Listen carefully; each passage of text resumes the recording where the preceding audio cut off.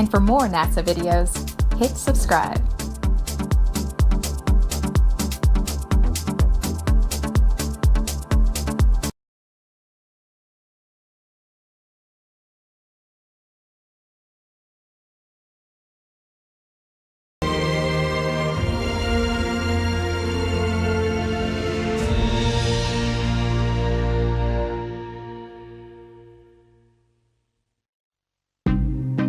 Nice launch trajectory and countdown net. Pad is clear.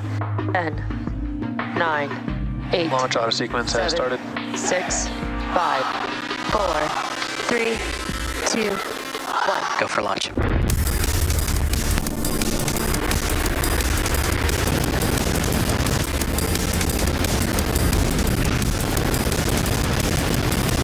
Vehicle is supersonic. Stage separation confirmed. Dragon, separation confirmed.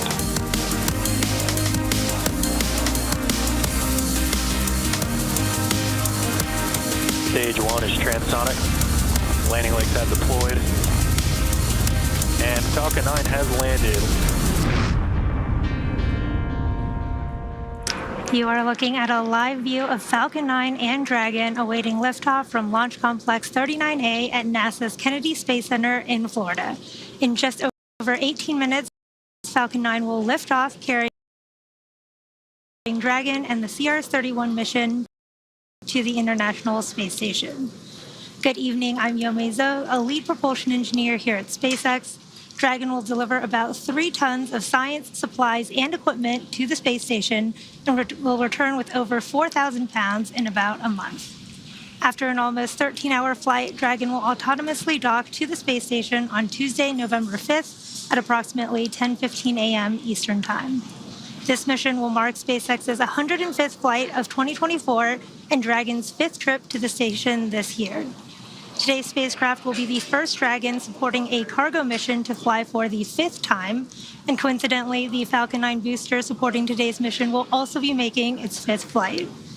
Reusability is key to everything we do here at SpaceX, and to date, we've reflown Dragon spacecraft on 27 missions and Falcon boosters on 333 missions combined. Dragon is the only U.S. vehicle flying today that can fly round trip to and from the space station, carrying vital supplies and returning safely with critical cargo. The spacecraft flying today may also be the first Dragon to perform initial tests once docked with the station that demonstrate Dragon's reboost capability.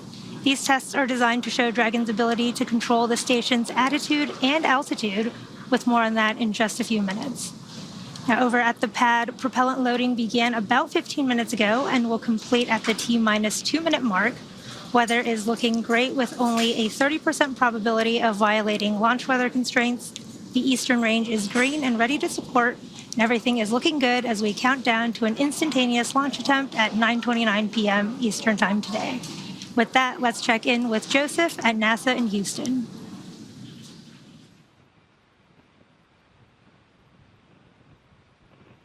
I'm coming to you live from the International Space Station Flight Control Room at NASA's Johnson Space Center in Houston, Texas, where our flight controllers, led by Flight Director Ron Spencer and his Gemini flight team, are monitoring the International Space Station, Dragon's ultimate destination after tonight's launch. We're closely following the launch and collaborating with you and the teams in Hawthorne, as well as the Falcon 9 team at NASA's Kennedy Space Center in Florida, to ensure that all launch criteria are met. Now, earlier in the countdown, a device called the Lab Router that enables telemetry for the crew on board the International Space Station to monitor Dragon went down. The crew was then briefly awakened from their sleep shift and recycled that router successfully. And right now, I am happy to report that the teams here in Mission Control are go for launch. The International Space Station and its crew members, including NASA astronaut and Commander Sonny Williams, Butch Wilmore, Don Pettit, and Nick Hague, are ready to welcome Dragon with its anticipated docking tomorrow morning. The crew is rested and ready to receive Dragon after witnessing the relocation of Crew 9's Dragon spacecraft after relocating from the forward-facing port of the station's Harmony module, Node 2, or the Zenith facing port of the module to clear its path for the arrival of the commercial resupply mission. Now, as we shift our focus here in Houston to the countdown for Dragon, I'll hand it back to you in Hawthorne for more details on the vehicles involved in this mission. Yome? As we continue to count down, let's take a closer look at the vehicles that will be taking CRS-31 to the space station today. Sitting atop the Falcon 9 rocket, Dragon and its trunk stand about 27 feet tall. Dragon has 16 Draco thrusters that can be used in space to help navigate the spacecraft to its destination, each providing 90 pounds of force. Dragon's trunk attached below the spacecraft holds solar cells that power Dragon while it's in free flight, and the trunk can also carry unpressurized cargo, which it will be doing today. About 50 seconds after separation, Dragon's nose cone deploy sequence will begin exposing its guidance navigation controls that help Dragon autonomously fly to the space station. The nose cone also houses the docking mechanism that will connect with the station. Dragon has played a significant role in advancing our future in space by safely transporting crew and cargo to and from the space station. Altogether, the reusable Dragon spacecraft fleet has completed 9 human spaceflight missions on behalf of NASA and has both visited the station and returned to Earth 43 times under NASA's commercial resupply and commercial crew programs. This particular spacecraft has supported 4 previous commercial resupply missions for NASA, including CRS-21, 23, 25, and 28. And launching Dragon to orbit today is Falcon 9, a 2-stage rocket developed and manufactured by SpaceX, known for its safe, reliable, and cost-effective access to space. Just underneath Dragon, we have the second stage of the vehicle. The second stage is powered by a single Merlin vacuum engine, or MVac, which is optimized to perform in the vacuum of space. And that second stage will secure Dragon's entry into low Earth orbit before separating, leaving Dragon to continue its journey to the space station on its own thrusters.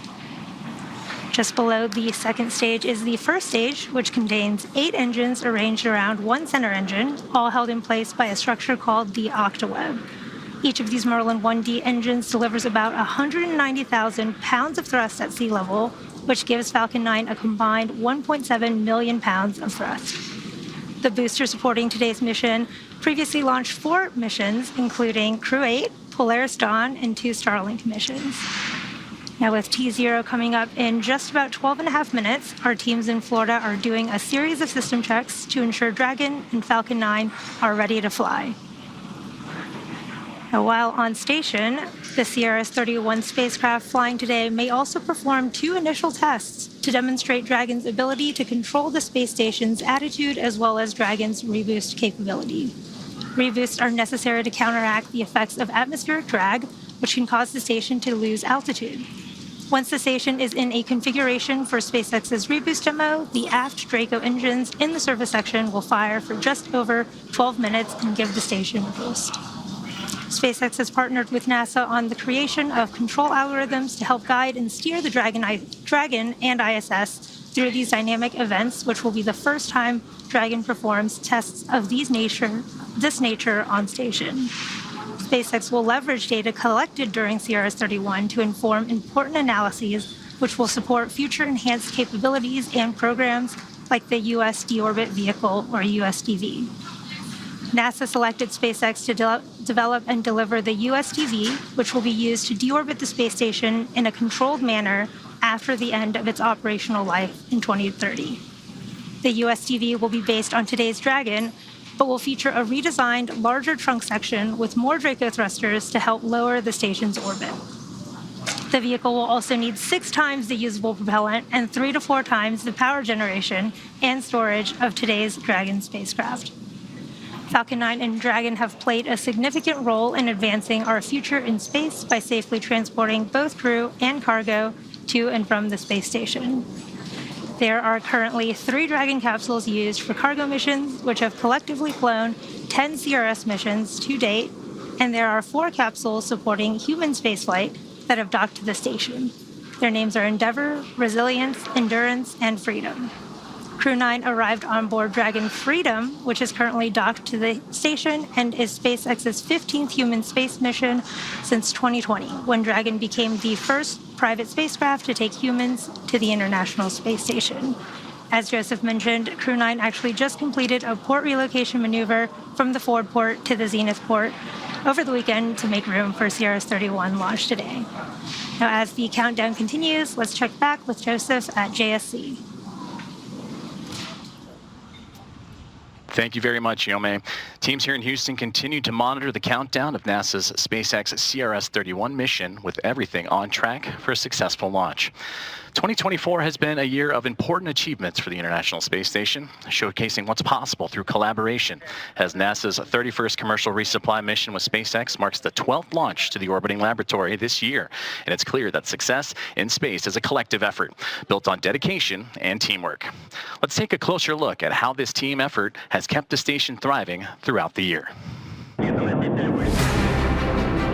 The year began with Progress 87 delivering essential supplies to the International Space Station. NASA's SpaceX 29th commercial resupply mission followed, bringing critical research and hardware, ensuring support for science aboard the orbiting laboratory. Axiom Mission 3 expanded the station's research capabilities, introducing new perspectives from around the world. In March, NASA's SpaceX Crew 8 launched from Florida, each crew's transition mirroring the importance of coordination and teamwork in maintaining station operations. As the year progressed, NASA's 30th resupply mission with SpaceX and the arrival of additional crew aboard Soyuz MS-25 sustained the flow of research, resources, and explorers. Progress 88 reinforced the station's supply chain, maintaining momentum for new scientific discoveries. As summer arrived, Boeing's Crew Flight Test marked a key milestone in human spaceflight. And Northrop Grumman's NG-21 mission delivered supplies critical to daily life and research. The arrival of Soyuz MS-26 added to the station's capability for long-duration human spaceflight. With the recent arrival of Crew 9, the station continues to be a hub of progress and global cooperation. It's a place where scientists and explorers from across our planet work together, advancing our understanding of life in space, creating opportunities for the future. Every mission this year, from cargo deliveries to crewed launches and hosting 25 residents, reminds us that space exploration is a shared endeavor. The commitment and adaptability of countless individuals, both on Earth and in orbit, keep the station thriving. As we look ahead, we remain focused on building a future where exploration continues to push boundaries for all humanity.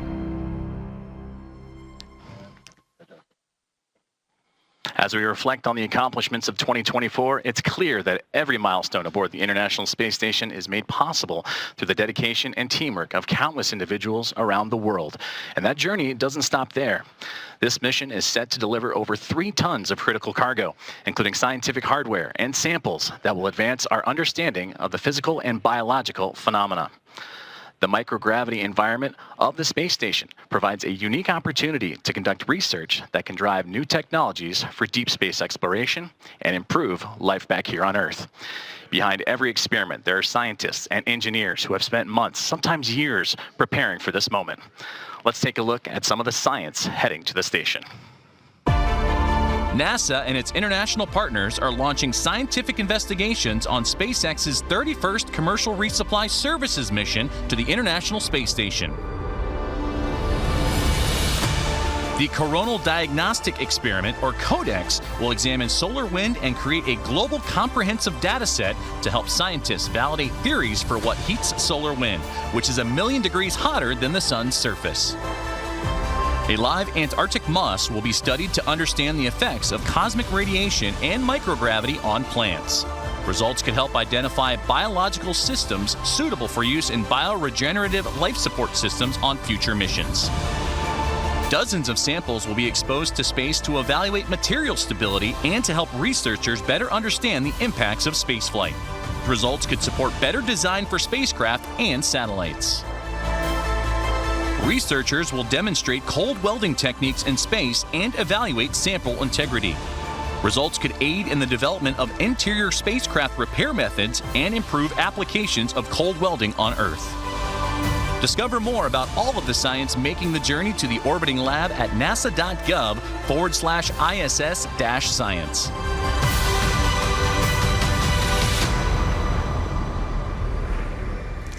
It is currently T-minus 5 minutes and 10 seconds, and everything continues to be go for launch. Coming up shortly, the transporter erector, also known as the strongback or TE, will retract away from Falcon.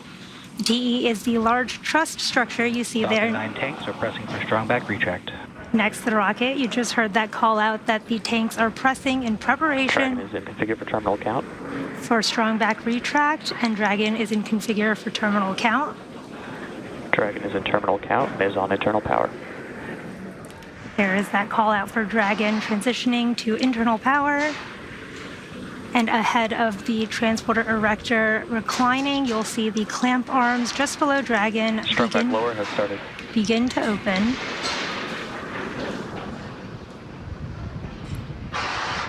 Now, the transporter erector is designed to transport, raise, and support Falcon 9 at the launch pad and uses its umbilicals or flexible lines to route the vehicle's fluids, power, and telemetry from ground systems to the rocket and payload until Falcon 9 switches to internal power.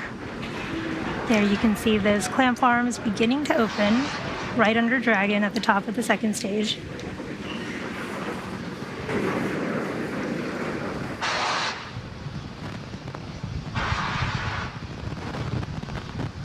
You should see that truss structure on the right. On countdown, LD pulling for MD for final status check. MD is go for launch.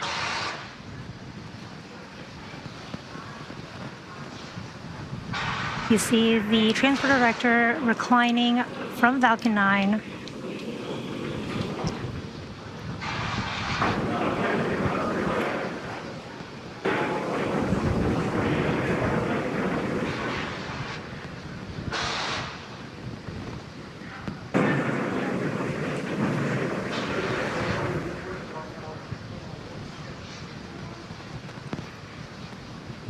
And there it is, fully reclined from Falcon 9.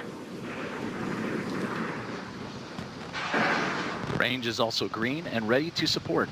If for some reason we are not able to launch tonight, we do have a backup opportunity tomorrow, Tuesday, November 5th at 8:06 a.m. Central Time, 9:06 a.m. Eastern. At this point in the countdown, both the first and second stages are nearly fully loaded with 1 million pounds of kerosene fuel and liquid oxygen. At T-minus 60 seconds, Falcon 9 will be in startup. This means that the rocket's autonomous internal flight computers have taken over the launch countdown. And just inside T-minus 2 seconds, we'll light the Merlin 1D engines for liftoff. The vehicle continues to be healthy, and the Falcon 9 team is tracking no issues. Currently, the weather is green, and the range is ready to support at T0 at 9:29 p.m. Eastern Time. Weather is looking good, and in these last few minutes, Falcon 9 is performing final health checks on the primary communications, avionics, and propulsion systems ahead of launch. Stage 2, lock load complete.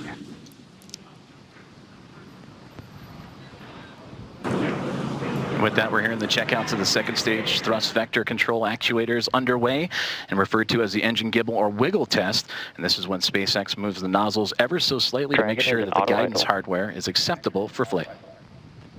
And as Dragon now moves into auto idle, continues those checkouts for the first stage engines, and that happens just seconds before ignition. At the time of launch, the International Space Station will be flying some 260 statute miles crossing the Atlantic Ocean.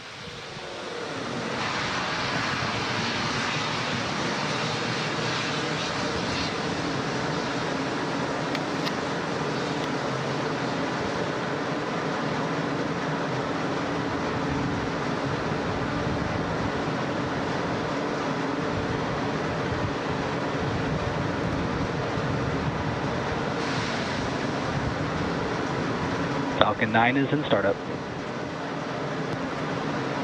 Dragon is in countdown.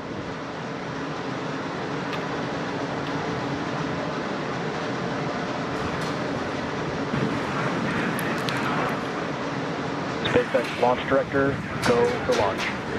There is that final launch director go. All systems are go for launch of Falcon 9 and the Sierra 31 mission. T-minus 30 seconds.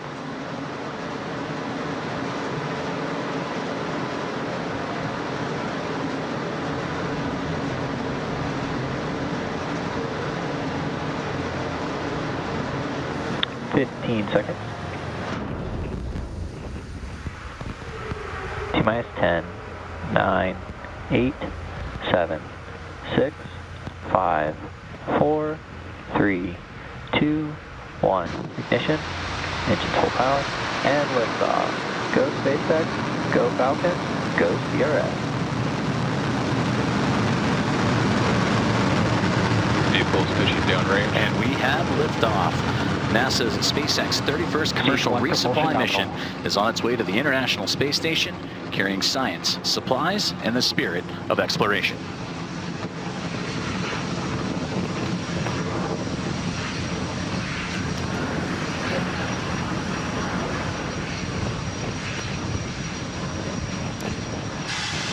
Now, during ascent, we will tilt or gimbal the engines, guiding the rocket into what we call a gravity turn. Now, during this turn, the vehicle is flying both up and horizontally away from the launch pad. The rocket Power telemetry nominal. typically needs to go 17,500 miles per hour horizontally in order Falcon 9 is supersonic. avoid getting pulled back down to Earth. You just heard that call out that Falcon 9 is supersonic. And shortly, we'll be throttling the engines back in preparation for max Q. Max Q. There's that call for max Q. That's the maximum aerodynamic pressure that the vehicle will see during ascent. And coming up shortly, we will have a few events in quick succession, starting with main engine cutoff, followed by stage separation, Stage 2 engine chill. second engine startup 1, and the boost back burn of the first stage.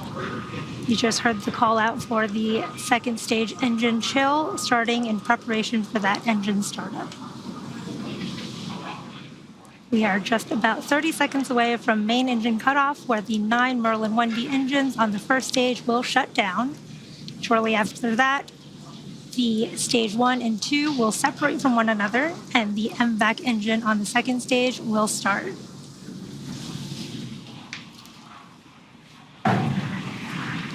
Second engine start 1 is when we ignite that single Merlin vacuum engine of the second stage. Shortly after that, the boost back burn will start on the first stage.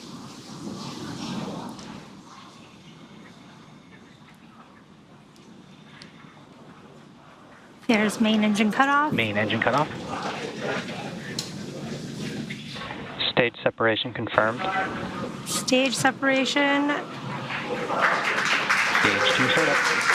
Stage 1 boost back startup. And there you can see a beautiful view of the concurrent second stage engine start along with the start of that first stage boost back burn. And really cool views from the second stage engine there and the first stage.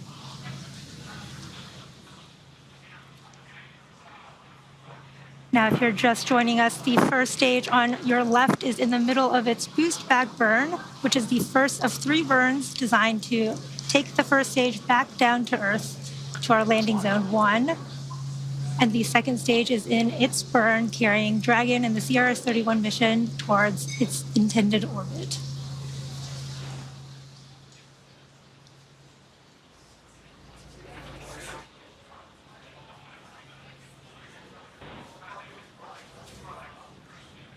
Stage 1 boost back shutdown. There is the end of that boost back burn. Again, that was the first of 3 planned burns of the first stage. And in about 3 minutes, there will be 2 additional burns, the entry burn and the landing burn of that first stage, to bring it back down to land at landing zone 1 at Cape Canaveral. We are at T plus 3 minutes and 55 seconds here in today's mission. CRS-31 is SpaceX's 105th launch this year, and we are coming up on the entry burn and then second engine cutoff of the second stage. Now, the entry burn is slated for a little over 2 minutes from now at the T plus 6.5 minute mark, and you should see that on your screen when the first stage performs it. And for that entry burn, we relight 3 of the 9 M1D. Vehicles are on a nominal trajectory. You heard that call out. Vehicles are all on a nominal trajectory. And again, for that entry burn, we will relight 3 of the 9 M1D engines, starting with the center E9 engines, followed shortly after by the E1 and E5 engines, which are on either side of it. And this burn will slow the vehicle down as it passes back into the Earth's atmosphere. Now, the reason we need to perform this entry burn is we need to slow down to reduce re-entry forces, which helps us to recover and reuse the first stage.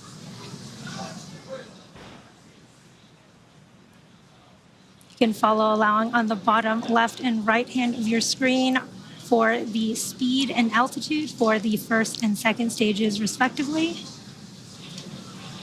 And the second stage, which you can see on your screen right now, is on its first burn.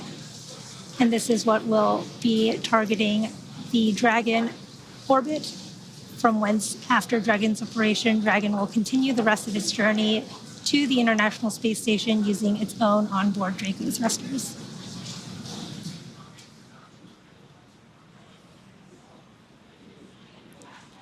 We are just about 30 seconds from the start of the first stage entry burn. This will be about a 20-second burn that slows that first stage down as it re-enters the Earth's atmosphere. Nominal trajectory.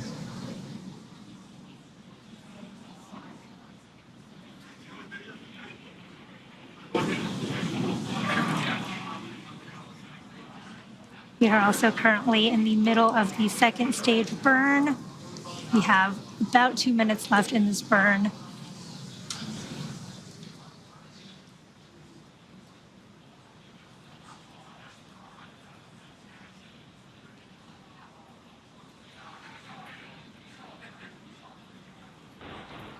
Stage 1 entry burn. There is the start of the stage 1 entry burn. And this is a 3-engine burn of the first stage, slowing the first stage down as it comes back home to Stage 1 Earth. entry burn shutdown. Stage 1 FTS is saved.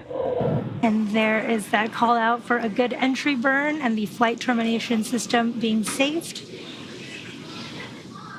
Really cool views of the nighttime on the Cape Canaveral coast. The first stage that's supporting today's mission has performed this entry burn for the 5th time. And Falcon 9 is the world's first orbital class reusable rocket.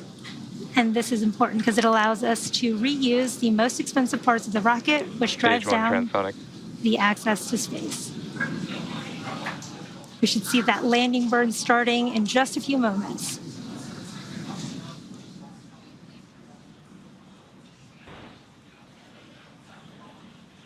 Stage 1 landing burn. There is the start of the stage 1 landing burn.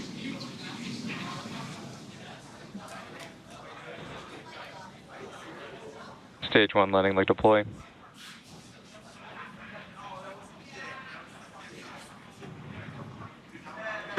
Stage 1 landing is confirmed.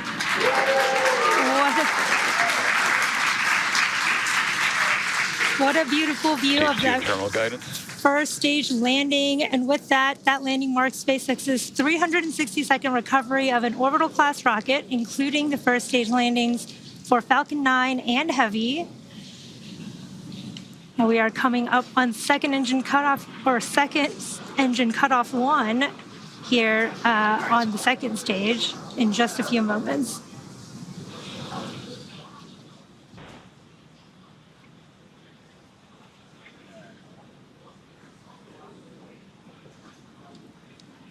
Stage 2 shutdown. There is that call out for SECO 1. You can see that MVAC engine slowly cooling off. Nominal orbit insertion. There is that confirmation of a good orbit. Looks like we are on track for Dragon separation in just a few minutes here at the T plus 9 minute and 25 Stage 2 FTS is saved. second mark.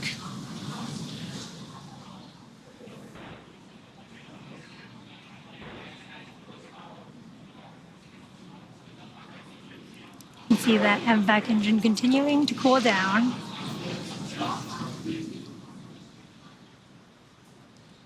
And we are waiting for Dragon separation here in just a few moments. Everything has proceeded nominally so far. We had stage separation occurred at about 2.5 minutes into flight, and that was followed by a successful landing of Falcon 9's first stage on landing zone 1. And that marked the 5th landing for this particular booster. And for those of you following along, this Dragon spacecraft previously supported 4 commercial resupply missions for NASA, including CRS-21, 23, 25, and 28. At about a few minutes ago, we had a successful second engine cutoff, or SECO-1, and this was followed by a confirmation of a good orbital insertion. We recently saw Dragon separation floating away from the second stage as it begins its journey to the International Space Station. We should see the start of nose cone deploy here for Dragon shortly as well.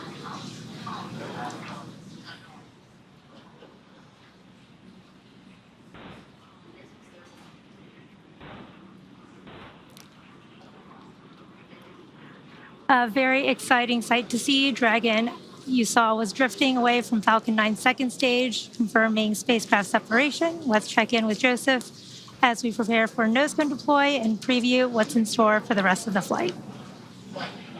Is heading to the International Space Station and the Expedition 71 crew, and that includes crew supplies, of course, science investigations, spacewalk equipment, vehicle hardware, and computer resources. And one thing that the Dragon is carrying also is a lot of food for the crew on board. And a common and fun question we get here at NASA is what kinds of delectables are inside Dragon and are on their way to the station for that crew who are anxiously awaiting them. And we did receive note that there is a fresh food kit that includes some fruits and vegetables, much like citrus and apples, some blueberries, sweet onions, and all that on its way inside Dragon right now. There are also 4 zipper crew kits, including crew preferences of coffee. With the holidays arriving, there's 1 bulk overwrap bag, or BOB, that features special occasion holiday items like lobster, crab,